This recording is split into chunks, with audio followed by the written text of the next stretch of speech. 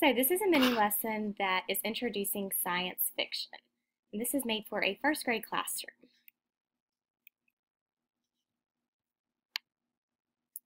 So introducing science fiction. Today we are going to talk about how fiction is a made-up story that is not real, and this can include a variety of different genres. So science fiction allows us to think about what is real and unrealistic in our world while also incorporating science features.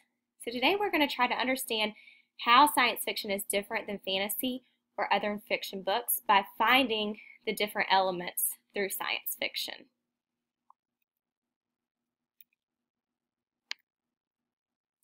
So, first thing today, we are going to read the story Green Wilma, Frog in Space. And as we're reading the story, I want you to think about some of the characteristics that you notice about this story that's science fiction. So, Green Wilma, Frog in Space. One morning, Wilma woke to hear a buzzing in the sky. She hopped into the air to catch a tasty little fly.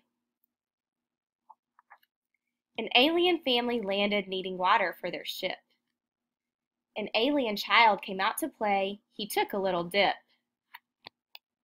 Finally, Green Wilma's breakfast landed on the ground. Carefully, she crept up, trying not to make a sound. Suddenly, the spaceship plucked her up into the air.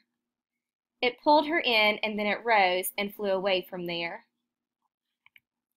Poor Wilma at the window watched her little pond retreat, but then she heard her favorite words, "Time to eat."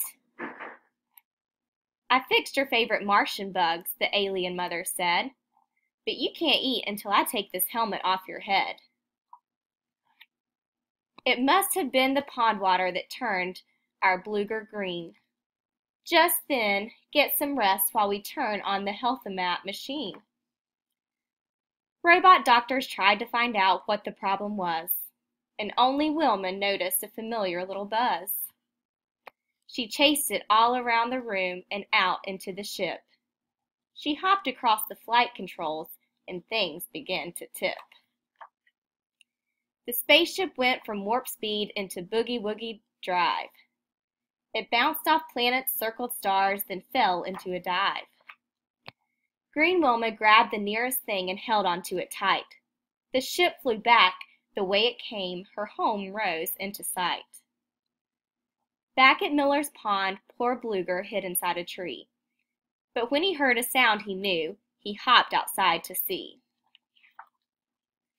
Overhead, the aliens booted Wilma out the door. They picked up little Bluger and departed with a roar. Green Wilma felt quite certain it had all been just a dream. No way had she gone up in space, as real as it may seem. But what exactly was this thing that shot a pretty beam? Alright, so that was Green Wilma, Frog in Space by Ted Arnold. And so I want you to share with the class some of the characteristics that we notice in science fiction. So turn and talk to your partner and think about what you noticed about the story that was unrealistic and what could make this a fiction story, but also science fiction.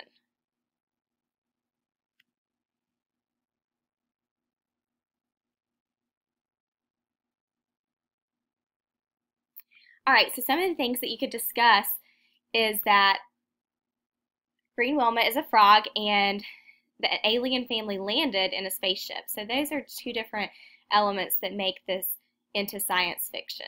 There were also Martian bugs that they ate and the Healthomat machine that was out in outer space. So that makes it fiction but also unrealistic and made up.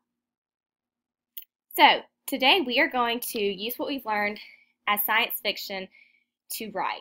So science fiction allows us to use our imagination to go through different times and journeys in our writing.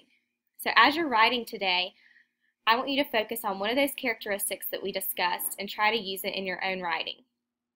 So we're going to remember to use one topic that will help your reader recognize that this story is science fiction.